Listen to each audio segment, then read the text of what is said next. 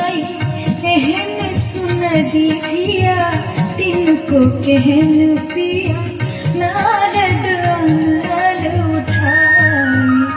गे माई एहन सुनरी धिया तिनको कहन पिया नारद अंगल उठाई।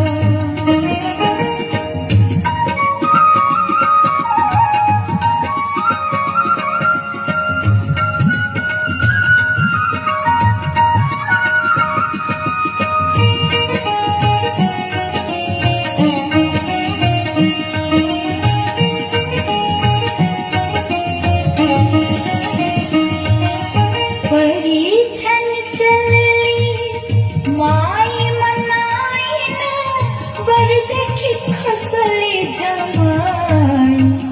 गे माई परिछन चलली माई मनाइन बर देखी खसली जमाई।